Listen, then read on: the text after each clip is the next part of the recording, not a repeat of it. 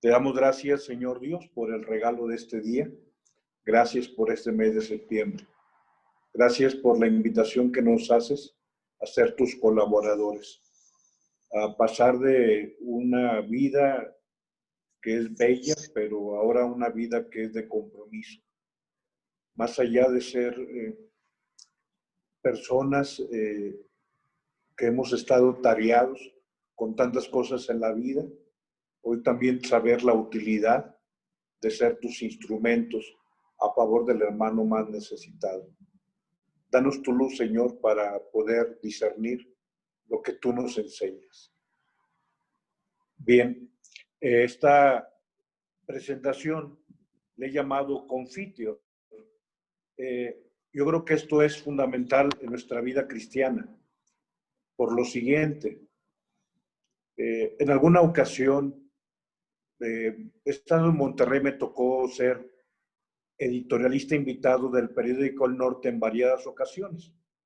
Y también, bueno, tuve el regalo de estar como miembro del consejo editor del periódico, con lo que podía hacer, pero que hubiera también una voz de la iglesia para que no todo fuera desde fuera de la iglesia, inclusive que cubrieran algunos eventos diocesanos. Pero dentro de los editoriales que escribí alguna ocasión, yo hablaba sobre lo que hacía falta en el país, pero también lo que hacía falta en la iglesia. Y recuerdo muy bien que Monseñor Miguel Ángel, entonces obispo de Oaxaca, hoy obispo de La Paz, Baja California, me llamó por teléfono y me dice: oye, Rogelio, te felicito por tu artículo, lo leí estando acá. Dice: qué bueno que hablas sobre lo que en la iglesia tenemos que hacer, no tan solo lo que la sociedad puede hacer. Y qué bueno que nos autorrevisamos. Y él me dice esto que hoy te comparto. Dice: recuerda, Rogelio, que la Santa Misa empieza con el Confiteor. Y ubico muy bien. O sea, antes de cualquier tú quieras hablarle a Dios y antes de cualquier cosa que quieras mencionar, la misa empieza diciendo: yo soy pecador. La misa empieza diciendo: yo confieso ante Dios Todopoderoso y ante ustedes, hermanos. O sea, antes de celebrar el misterio de Cristo, lo primero que hace la iglesia es decir: nosotros somos pecadores. Dice: qué bueno, que no olvides nunca que cualquier cosa que tú digas, antes tienes que pensar en las cosas en las que tú y yo no estamos bien. Por eso a mi reflexión hoy le llamo el Confiteor. Y quizá un poquito incómodo para no pocos, pero pongo esta fotografía de Marcial Maciel. La historia no es necesario referirla.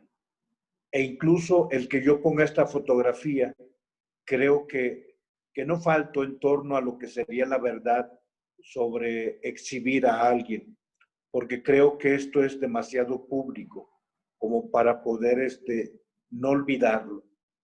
Te pongo mi fotografía también porque te comento, antes de compartirte el Evangelio y mi reflexión, que el día de ayer yo recibí una llamada de Monterrey y ubico muy bien el teléfono 81 11 58 24 50. Cuando veo la llamada y voy a contestar, ya se cortó y me reporto. El 81 11 58 24 50 es el teléfono del Arzobispado de Monterrey. Dije, bueno, ojalá, como hay muchas líneas que llegan y salen por un teléfono, dije, ojalá que pueda saber quién me llamó. Y ya, gracias a Dios que pude llamar, me contestaron y me mandaron, no sé si ahora tendrá algún sistema donde vean de dónde salió la llamada, pero era una señorita que me invitó a que me dice: oiga padre, hay un curso sobre los protocolos en el trato de los ministros sagrados con los menores y usted no lo ha tomado. Entonces yo le dije: mira, no ubicaba, pero con todo gusto lo tomo. Dice: es mañana, o sea, hoy. Dije: mira, mañana pues está un poco complicado, porque ya tengo una serie de actividades, pero con todo gusto lo tomo. Dice, sí, es que aquí en el sistema dice los sacerdotes que no han tomado ese curso del protocolo de la relación del ministro sagrado con los menores de edad. Ubico bien el contenido y sobre todo ubico bien la razón por la que don Rogelio está pidiendo este taller. Total, acordamos, le dije, bueno, ¿cuándo es la próxima fecha? Dice, bueno, tenemos un curso cada mes, ya ha habido varios meses. Dije, ¿cuándo es el próximo? Dice, el 7 de octubre. Le dije, apúntame. Yo el 7 de octubre, con todo gusto. ¿A qué hora se empieza? A las 9:30 y termina a las 1:30 de la tarde. Yo separo ese día, 7 de octubre, fiesta de la Virgen del Rosario, a las 9:30 a 1:30. Te comento esto porque el evangelio que hoy te comparto es algo que tenemos que considerar en torno a ese elemento de quiebre, quebradizo, de inconsistencia que podemos tener los ministros sagrados. Obviamente para mí me duele mucho toda la cuestión de pederastía que ha habido. Sé que no somos todos, pero uno solo que haya hecho daño a niños sería suficiente para sentir vergüenza como ministro sagrado. ¿A qué viene todo esto? En relación al evangelio que hoy el Señor nos comparte, que hoy el Señor nos ofrece. Vamos pues a compartir el evangelio. Adelante, Fer, por favor. Del evangelio de San Lucas. Que el Señor esté con ustedes. Proclamación del Santo Evangelio según San Lucas. Gloria a ti, Señor Jesús. En aquel tiempo Jesús bajó a Cafarnaúm, ciudad de Galilea, y los sábados se enseñaba a la gente. La multitud se quedaba asombrada de su doctrina, porque hablaba como quien tiene autoridad. Había en la sinagoga un hombre que tenía un demonio inmundo y se puso a gritar a voces: ¿qué quieres de nosotros, Jesús Nazareno? Has venido a acabar con nosotros. Sé quién eres, el Santo de Dios. Jesús le ordenó: cierra la boca y sal. El demonio tiró al hombre por tierra en medio de la gente, pero salió sin hacerle daño. Todos comentaban estupefactos: ¿qué tiene su palabra? Da órdenes con autoridad y poder a los espíritus inmundos y salen. Las noticias de él iban llegando a todos los lugares de la comarca. Palabra del Señor. Gloria a ti, Señor Jesús. Bien, aunque no puse ningún subrayado, pero refiero hoy el mensaje del Evangelio que el Señor nos comparte. Adelante, Fer. El Evangelio nos presenta un endemoniado en la sinagoga. Si ayer reflexionábamos sobre el primer discurso de nuestro Señor Jesucristo y este primer mensaje, la primer predicación, fue en la sinagoga de Nazaret, donde tomó el texto de Isaías 61. El Espíritu del Señor está sobre mí, me ha enviado a anunciar la buena nueva a los pobres. Y todo el mensaje, la libertad de los cautivos, un año de gracia. Ahora aparece en la narrativa del Evangelio de San Lucas el primer milagro que realiza.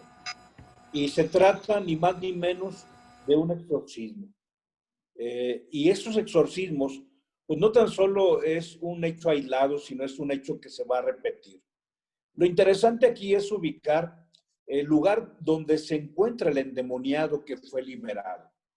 El endemoniado se encuentra ni más ni menos que en la sinagoga. Y uno puede decir, bueno, ¿cómo puede ser posible? Uno imaginaría un endemoniado en el cementerio, como en Gerasa, con los gerasenos. Uno podría imaginar un endemoniado en los caminos, alguien golpeándose con piedras, amedretando a los demás, uno podría quizá imaginar como el Señor cuando se retira al desierto, que el demonio tiene en el desierto ahí una parte de su palacio, de su espacio, donde domina. Uno pensaría que el endemoniado podría estar en los basureros, o no sé, pensar en un centro de perdición, en un prostíbulo, o en lo que ahora llaman esas llamadas tienditas o picaderos, donde las personas se intoxican, se envenenan, se autodestruyen. Pero uno dice, ¿cómo puede ser posible que el endemoniado esté en la sinagoga? Es el lugar sagrado.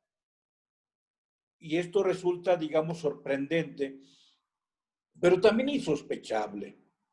Y aquí es importante, adelante, que no caigamos en un antisemitismo. Es cierto que se habla del lugar sagrado para el judío. O sea, junto con el templo de Jerusalén, que es un solo templo, en todas las diferentes ciudades hay sinagogas.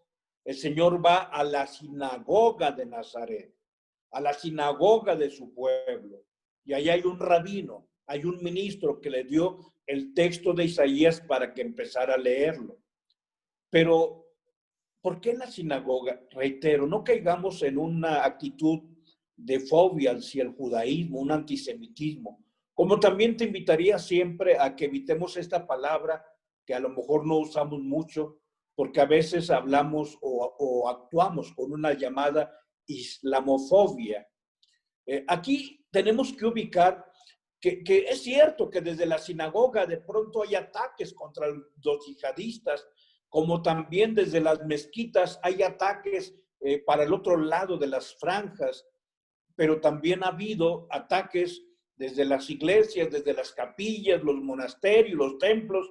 También se cuecen habas en los salones del reino, en esos hoteles donde de pronto se convierten en lugares de reuniones de personas que viven un cristianismo desde un evangelismo, o ahora con toda esa iglesia de pare de sufrir desde los cines y los teatros. En realidad, tenemos que ubicar que nuestro ser persona se convierte en una de nuestras máximas fuerzas, pero al mismo tiempo el ser persona es uno de nuestros máximos adversarios. O digamos que en este caso hablar de un duro e insobornable acusador. Hablemos de la persona delante. Más allá de hablar de la sinagoga donde estaba el endemoniado, hablemos de aquellos que estamos en la sinagoga o aquellos que estamos en la iglesia o aquellos que están en las mezquitas o aquellos que están en cualquier salón de culto religioso. Hablamos de la persona y entendemos por persona el sujeto último de todo ser y de todo obrar. O sea, el ser persona termina el ser humano en la individualidad de este sujeto último que es Rogelio. En ese ser de Rogelio y en ese obrar de Rogelio. Digamos que una persona es un sujeto totalmente distinto a otro. Yo soy Rogelio y no soy Rafael. Yo soy Rogelio y no soy David. David es David y no es Rogelio. O sea, es el sujeto totalmente distinto a otro. Pero el ser persona en Rogelio, en Rafael, en David, hablar en Juan y hablar en Ángela o en Ruth. O sea, el ser persona es un don porque es el ejercicio posible de mis facultades espirituales. Dios me dio inteligencia, voluntad y libertad. Y en ese sentido tenemos que hablar de que el ser persona será siempre un elemento fuertemente dinámico. O sea, la persona se está haciendo día tras día. No es algo ya hecho, sino algo por hacer. Y eso es fabuloso, porque yo puedo perfeccionar mi proyecto, porque yo tengo posibilidades de escribir un argumento nuevo en mi propia historia. Pero al mismo tiempo el ser persona es un gran reto, como un gran riesgo. Y reitero, se puede convertir en el más crítico de mis jueces, porque se trata de que yo aprenda a ejercitar las famosas funciones espirituales. Sí tenemos que ubicar, adelante, que el ser persona es ser seres únicos. O sea, perdón que utilice palabras un poco suntuosas, que pudieran parecer suntuosas, pero la rogeleidad. ¿Qué es la rogeleidad? Pues la esencia de Rogelio, por decirlo así, como la davideidad, como la rafaeleidad. O sea, lo propio de Rogelio, la rogeleidad, es propio de Rogelio y no de otra persona. O sea, soy yo quien ejerzo mi inteligencia, mi voluntad y mi libertad como un ser único, sí, porque el ser humano nace, pero la persona se hace. O sea, tú y yo nacimos seres humanos. Dios nos dio el regalo de crearnos en el sexto día. O sea, somos la cúspide de la creación, pero tenemos una historia de libertad. Me agrada esta expresión de Juan Jacobo Rousseau en su libro de las Confesiones. Dice, yo solo siento mi corazón y conozco a los hombres. No soy como ninguno de cuantos vi y aún me atrevo a creer que como ninguno de los que existen. Si no valgo más, soy al menos distinto de todos. Tan solo después de haberme leído podrán juzgarme si la naturaleza hizo bien o mal a romper el molde en que me vaciara. Sí, o sea, Juan Jacobo Rousseau fue Juan Jacobo Rousseau. Y Tomás Hobbes fue Tomás Hobbes. Y Voltaire fue Voltaire. O sea, cada uno somos esa criatura única, ese ser único. Como seres humanos somos idénticos, pero como personas somos distintos. Digamos que la expresión de Voltaire, tú y yo la hacemos o la usamos coloquialmente cuando decimos Dios no te hizo en serie, Dios te hizo en serio. O cuando decimos después de que Dios te creó, Él rompió el molde. Y es cierto. Y es aquí en donde podemos entender la historia del endemoniado en la sinagoga, o en la iglesia, o en la mezquita, o en el salón de culto. Adelante. Nos toca a nosotros escribir la historia. Ser personas en nuestra individualidad, en la realidad, pues es algo constatable. Reitero, Rogelio es Rogelio y no es Rafael. Rafael es Rafael y no es David. David es David y no es Pedro. Pedro es Pedro y no es Lucio. Lucio es Lucio y no es Ángel. Ángel es Ángel y no es Ruth. O sea, ser personas en la individualidad es algo constatable y una gracia que Dios nos da.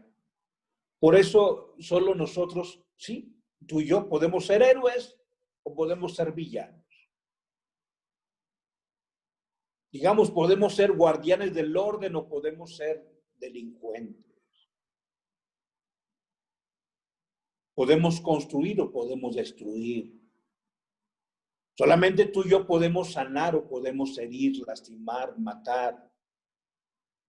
O sea, solamente tú y yo podemos ser famosos o podemos ser infames. Podemos ser protagonistas o podemos ser antagonistas. Solamente la persona puede vivir la santidad o puede padecer el peor de los pecados y arrastrarnos en nuestro propio pecado. Se trata de una condición en la que nos encontramos tú y yo y que, sí, o sea, objetivamente debiera hacernos sentir avergonzados cuando encontramos, y ojalá que no lo dejemos en un antisemitismo, cuando encontramos al endemoniado precisamente en la sinagoga, y reconocer que en los caminos hay gente tan buena como el samaritano. Sí, curiosamente aquellos que iban al templo y que fueron al templo no fueron prójimo. Es más, vivieron un fariseísmo. Eran ministros de culto, como quizá los de hoy mismo, hipócritas, falsos. Y en cambio en el camino alguien que era llamado perro y apestoso, un samaritano, se convirtió en alguien que fue prójimo. Así sucede. En las sinagogas puede haber endemoniados empedernidos y en los caminos puede haber lo que llamamos los cristianos anónimos. Ese cristiano anónimo que hablaba San Justino y que ha desarrollado la iglesia.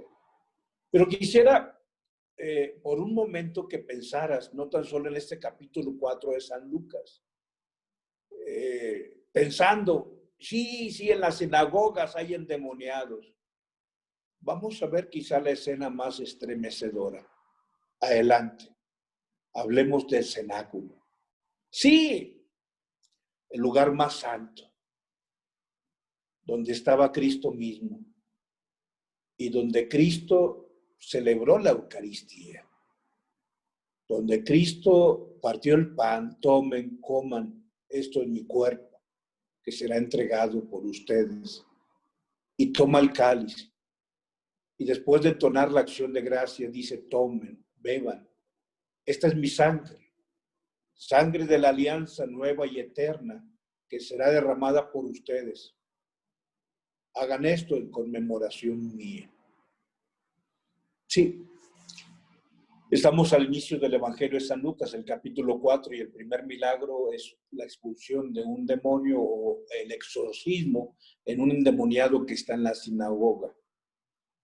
3 años después, en el cenáculo, uno de los primeros cristianos. ¿Por qué? Porque los apóstoles fueron elegidos entre los discípulos y uno de los 12, uno de los más cercanos, vamos a decirlo sin miedo, uno de los obispos. O sea, si decimos que los obispos son sucesores de los apóstoles,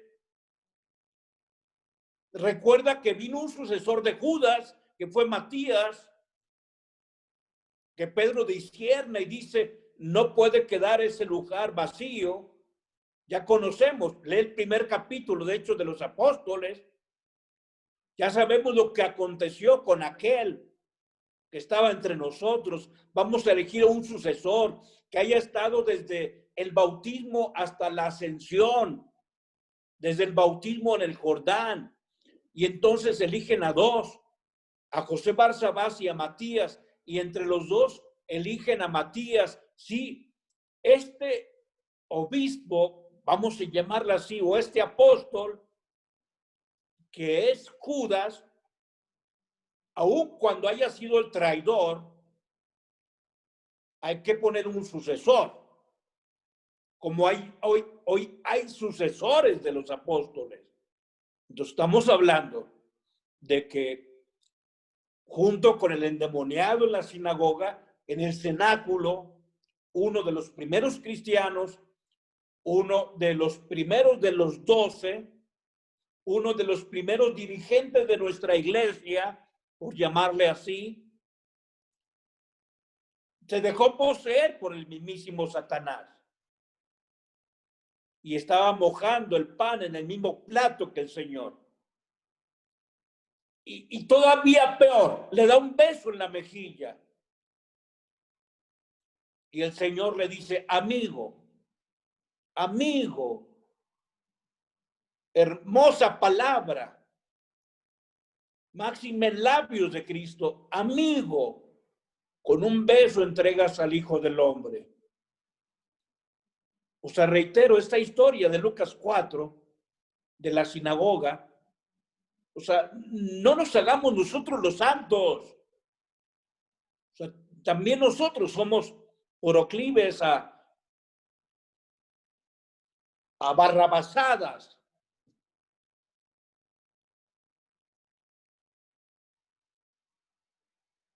Se trata, bueno, de entender que a todos nos falta mucho adelante. Porque se trata de una ley de elección. Ni tú ni yo podemos sentirnos ya salvados. Y lo digo, pues no con una actitud de sentirnos tú y yo más que otros, no. Pero si de pronto alguien llega y dice que él ya es salvo, pues mucho gusto, ¿verdad? Yo también soy salvo, porque la obra de Cristo alcanza a ti y a mí y a todos los hombres de todos los tiempos y de todos los mundos. O sea, pero de ser salvo a estar salvado, perdóname, nos falta mucho a ti y a mí. O sea, nos falta hacer obras buenas, nos falta hacer que la fe sea operante, nos falta la praxis cristiana, nos falta ejercitar la gracia que Dios nos da. Entonces, ¿tú dudas que sea salvo? No, porque sería negarle a Cristo la perfección de la obra de Cristo. Yo soy salvo también, pero de ser salvo a estar salvado, le pido a Dios que me permita cada día escribir mi historia de salvación. Y entonces vamos ahora sí al lugar. Dejamos a un lado a la persona. Digamos, dejamos a un lado al endemoniado que está en la sinagoga, pero dejemos a un lado también a Judas, que es de los nuestros, y vayamos al lugar. O sea, no es el lugar, no es el templo, no es la sinagoga, no es la mezquita, no es una congregación o una comunidad lo que hace que alguien sea santo o lo que alguien sea un endemoniado. Aunque a veces algunos somos muy buenos para ver a Satanás en la sinagoga de enfrente, pero no en mi propia sinagoga.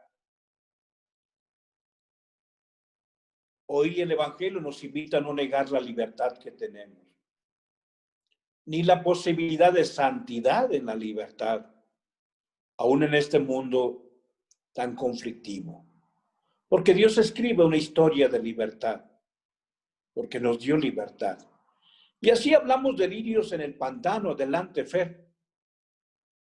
Hoy, con este texto del Evangelio, puedo entender que a veces coinciden en el tiempo y en el espacio, en las mismas circunstancias, devastadores, destructores, dignos de la amnesia colectiva, junto a seráficas criaturas, como lo fue San Francisco de Asís.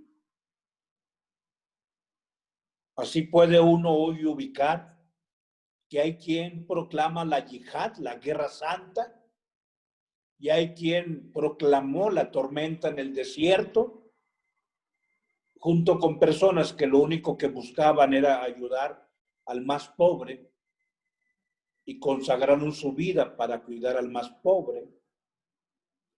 Porque es posible encontrar santidad,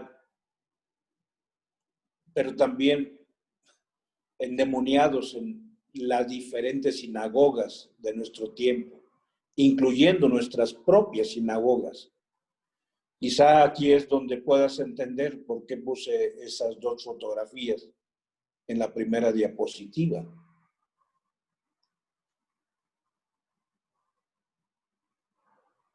Fíjate cómo el demonio no descansa y cómo a veces sus felonías se disfrazan de sotana. Y a veces esas felonías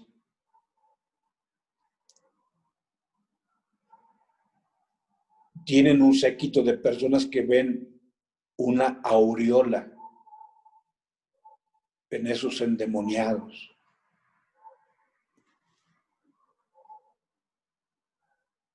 Hablemos de nosotros. Adelante.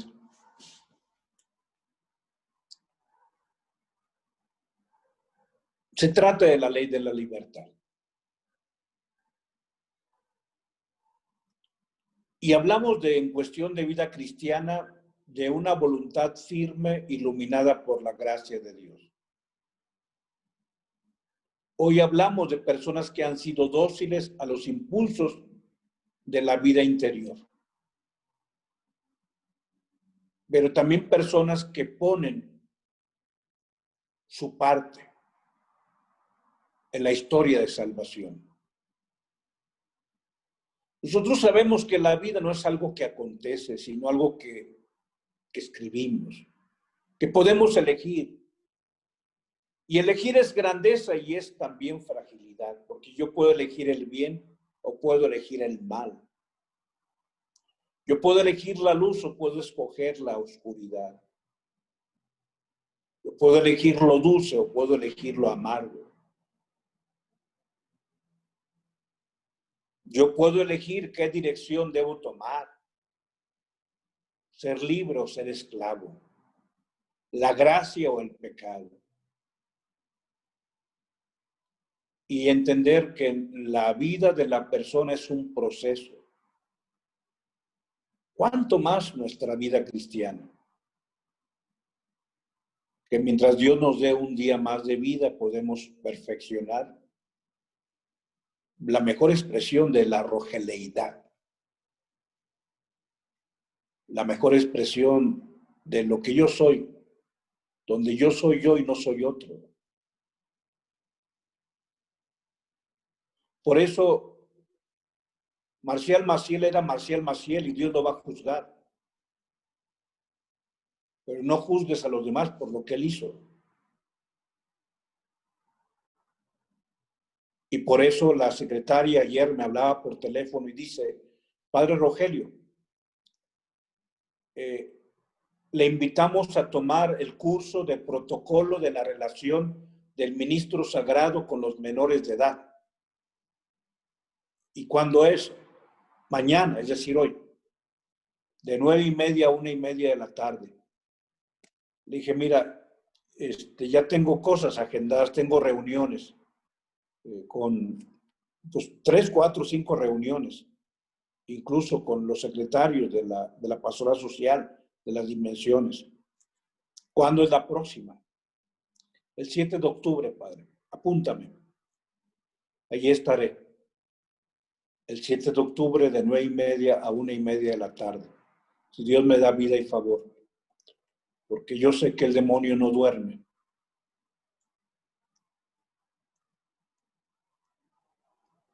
Y nuestro arzobispo y todos los obispos del mundo deberían estar interesados en decirnos, guarda estas actitudes y estas recomendaciones cuando tengas frente a ti a esas ovejitas de nuestro Señor.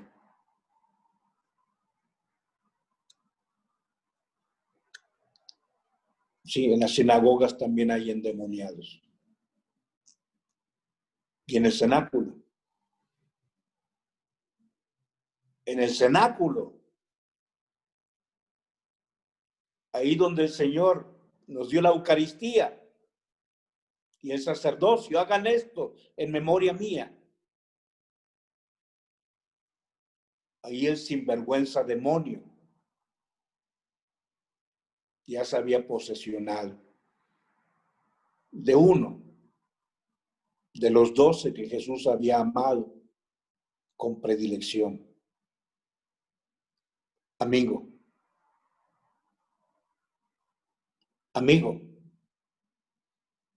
con un beso entregas al Hijo del Hombre.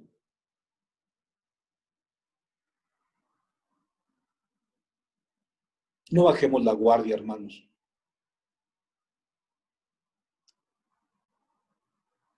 Decía Soren Kierkegaard que tú y yo somos cristianos en gestación. Él decía, solamente hay un cristiano, Cristo Jesús. La belleza de la palabra cristiano solo le pertenece a Él. Tú y yo somos cristianos en gestación. Hasta que Dios diga,